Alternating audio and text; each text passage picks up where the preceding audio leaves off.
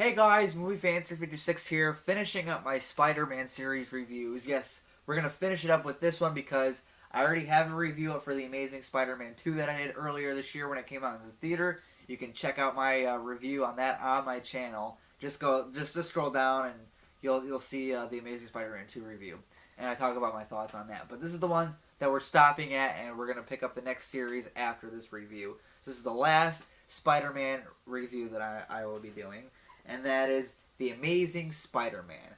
The Amazing Spider-Man is the reboot of the Spider-Man movie franchise, and it's directed by Mark Webb, and it came out in 2012. The plot of this movie is we get another origin story, only this time it's different. And what I mean by that is because comics books have so many different incarnations of characters, and they change things up a lot in the comics throughout the years.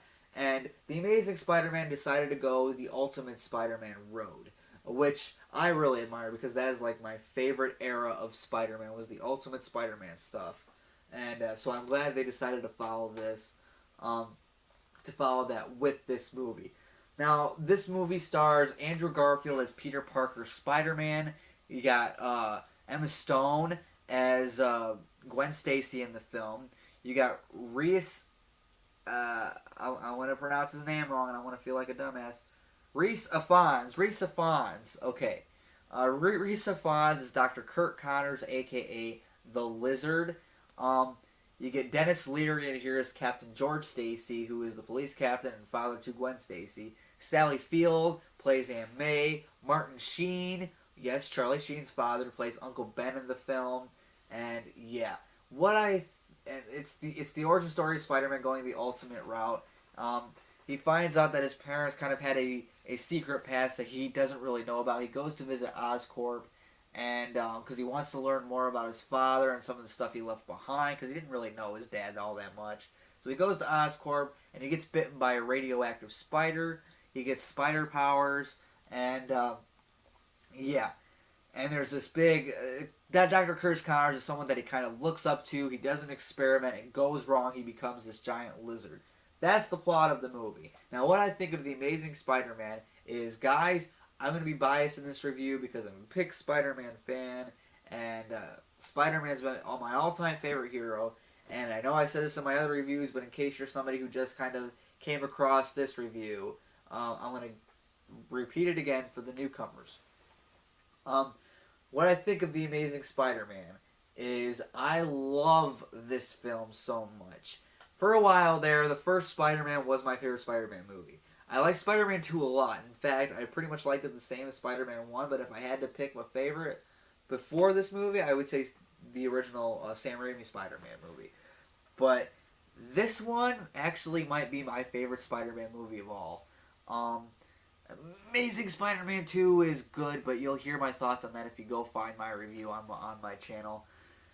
What I think about the casting. Andrew Garfield is Peter Parker, aka Spider-Man. A lot of people complain about him, saying he's not nerdy enough. He's too attractive to be a nerd. What are you trying to say? That us nerds are fugly? Have you seen me? I'm just kidding. I'm being silly, but seriously. Do nerds have to look disgusting? I mean, I know that was how they used to look, but come on, it's freaking 2014. They don't look all that fugly anymore. I mean, there's some pretty attractive nerds out there. Andrew Garfield, you can buy him as Peter Parker, or at least in this universe.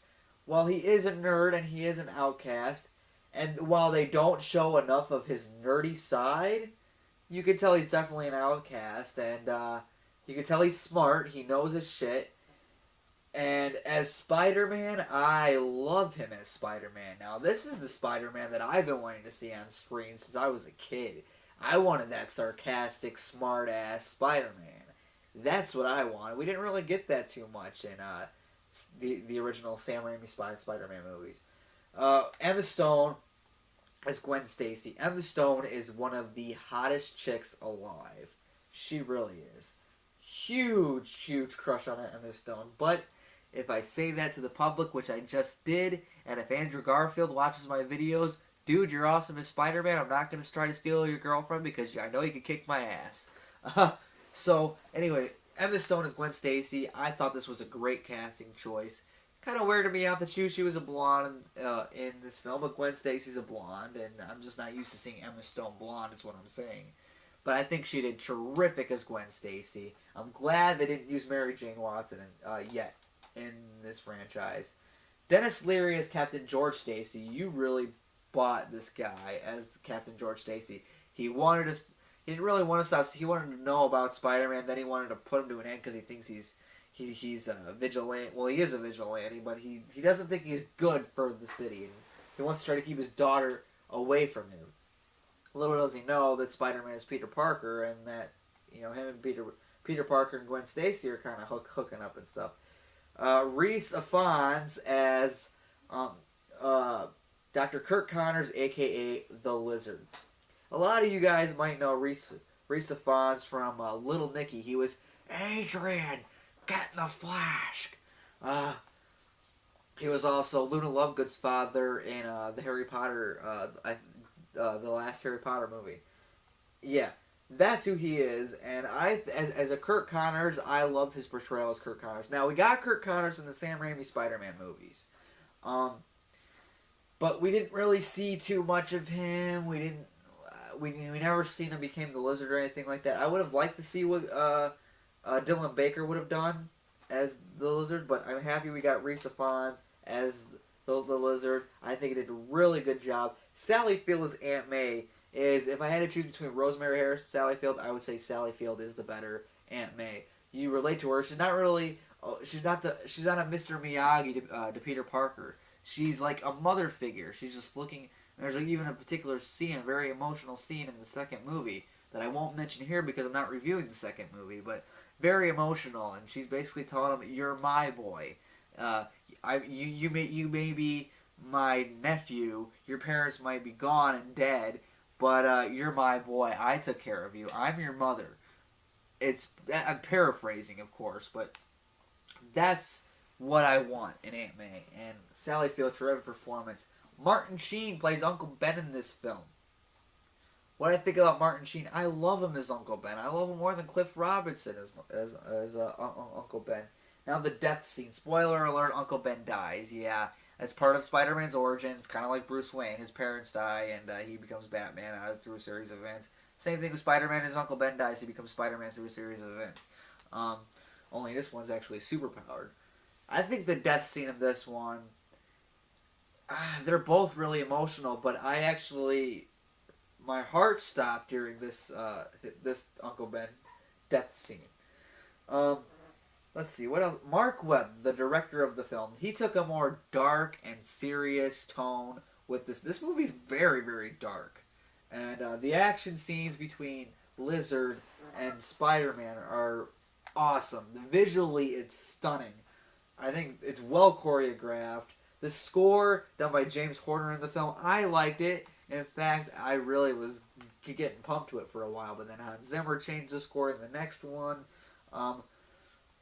But if I had to say between Hans Zimmer, who did this Amazing Spider-Man 2, Danny Elfman, who did the original Spider-Man, the first two Spider-Man movies, and James Horner, my order is going to have to be James Horner, I'm going to have to say Hans Zimmer, James Horner, Danny Elfman. And I don't like putting Danny Elfman at the bottom, but it's still, we recognize the theme. Anyways, yeah, this movie's very dark. Mark Webb directed this film. I already talked about that for a second. This was his first big budget movie. His only other movie that he's directed is a film that I absolutely love and adore, 500 Days of Summer, which if you guys have not seen 500 Days of Summer, go check it out. It's Joseph Gordon-Levitt and Zoe Deschanel in it. Yeah, beautiful, terrific film.